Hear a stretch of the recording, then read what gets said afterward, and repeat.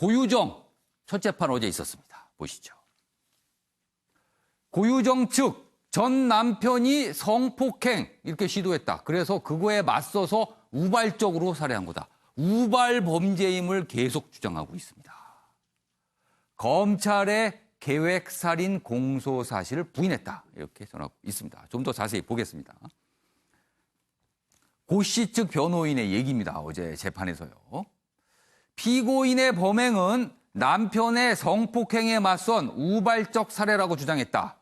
살인사건의 결정적 증거인 시신 없이 기소된 고 씨는 법정에는 나오지 않았다. 공판 준비 기일로 열리는 재판에 피고인이 직접 출석할 의무가 없다. 이렇게 돼 있습니다. 관련 기사 하나 더 있습니다. 보시죠. 이런 고유정 측에서 이런 주장을 하니까 재판부가 이렇게 반응을 보였어요. 보시죠. 법원, 고유정 측, 졸피뎀, 뼈 무게 등 검색했던 이유 다음 재판에 설명하라. 그러니까 재판부가 듣기에도 뭔가 설명이 부족했다는 거예요. 그러니까 다음 재판에는 꼭 설명 준비하고 와라. 이렇게 얘기를 한 겁니다. 첫 재판에서 계획범죄 부인을 되풀이했다.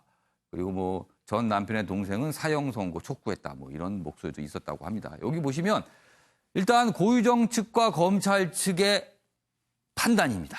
각자의 판단입니다.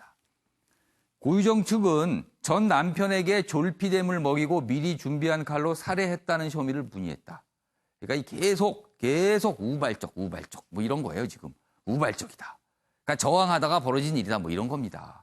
자, 그런데 검찰은 이혼 과정에서 생긴 적개심, 아들에 대한 집착 등을 범행 동기로 설명하면서 고유정이 범행 이전 검색했던 단어들을 그 사례로 들었다. 그래서 이건 절대 우발적이 아니라 계획된 것이다. 이렇게 검찰은 판단하고 있습니다.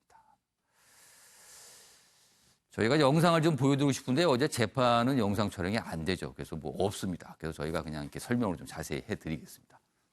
자, 변호경 변호사. 일단 좀 궁금한 거는요. 고유정. 네.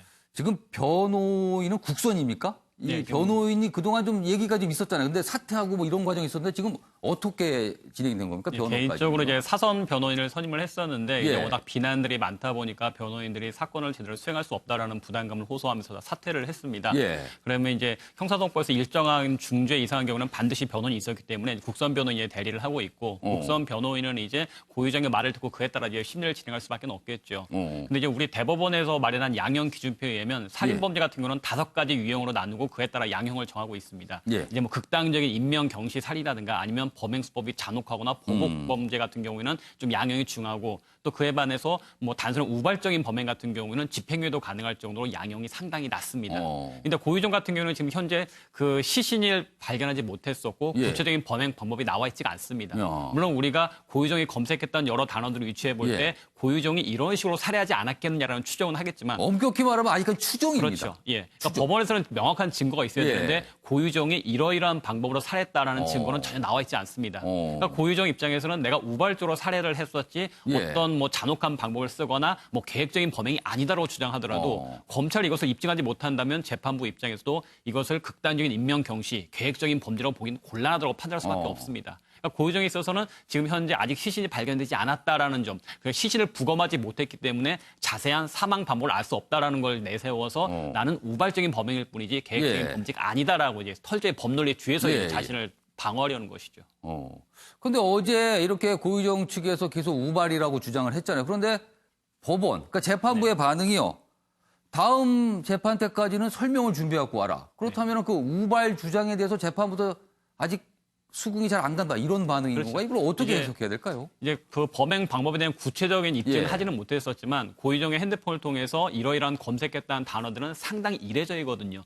일반인들이 졸피뎀이라든가 뼈 무게를 검색하는 일은 거의 없고 더구나 범행에 인접해서 검색했다는 것은 뭔가 범행과 연관성이 있지 않겠느냐. 그렇죠. 뭔가 좀 수상하죠. 그렇죠. 그 자체만으로. 그러니까 정황에 있어서 분명히 검찰이 제시한 정황 증거로 봤을 때 우리가 간접적으로나마 범행 방법을 추정할 수는 있을 것으로 보여진다. 더구나 네가 사체를 은닉하고 지금까지도 말하지 않는 것으로 볼 때 상당히 이 범행이 우발적인 범행이 아니라 계획범위로 볼 수 있는 여지도 있기 때문에 예. 이것을 설명하려면 네가 왜 이런 단어를 검색했는지 좀 설명을 해줄 필요가 있을 것 같다. 그래야지만 우발적 범행이라는 너의 말을 우리가 믿어줄 수 있을 것 같다라고 이제 법원에서 적극적으로 성명을 설명을 만약에 다음번에 제대로 못하면 어떻게 되는 거예요? 못하느라 이제 법원에서 검찰이 제시한 여러 가지 간접 정황들, 왜 그런 고유종 이런 단어들을 검색을 했을까? 왜 마트에 가서 여러 가지 물건을 샀을까? 왜 또 그 시신을 유기했을까라는 거에 있어서 예. 계획적인 범행이었고 범행 수법이 잔혹했기 때문에 이랬던 것이 아니었겠느냐라고 심정대로 추정해서 양형에 있어서 그걸 반영을 할 수가 있겠죠. 그럼 재판부가 그런 것까지 감안할 가능성이 있다는 거네요. 예.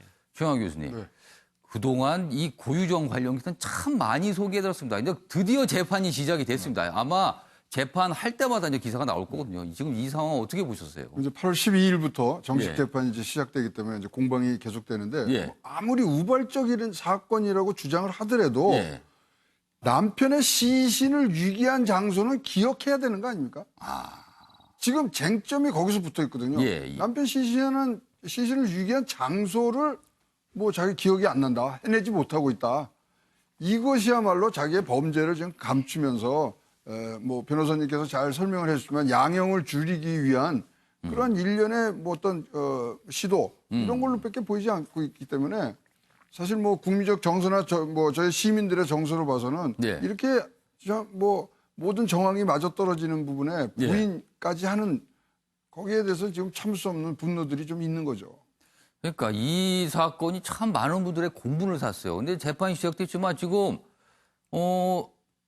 여러 가지 정황 추정은 됩니다만 아주 뚜렷한 증거를 찾지 못한 거거든요. 지금요. 결정적 증거 이른바.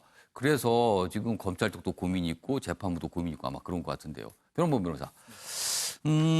어제는요 고유정 출석하지 않았지 않습니까? 네. 다음 재판 때는 나오게 되는 겁니까? 이건 어떻게 되는지까? 공판 준비기일에는 출석할 의무가 없기 때문에 아마 공판 준비기일을 예. 한 번 더 속행이 되지 않을까 싶습니다. 워낙 예. 쟁점이 있는 사건이기 때문에 한 번 더 할 것 같고 그때까지는 출석하지 않고요. 예. 정식 공판기일이 열리게 되면 그때 아마 이제 출석을 해서 재판이 진행이 될 것 같습니다. 근데 이제 재판부 입장에서는 결국 끝까지 고유정의 시신의 행방에 대해서 이야기를 하지 않고 구체적으로 예. 부인한다고 한다면 재판부 입장에서는 만약 우발적인 범행이고 반성한다라면 시신의 행방은 얘기를 해야 되는데 얘기하지 예. 않았다. 예. 그런 사유들 아마 양형에 감안해서 상당한 중형을 선고할 것으로 예상됩니다. 사실은 많은 국민들께서 관심을 갖고 있는 사건이라서 재판부도 부담이 상당할 것 같긴 해요. 그래서 아주 신중하면서도 차근차근 재판이 진행되지 않을까 이렇게 좀 생각을 좀 해봅니다.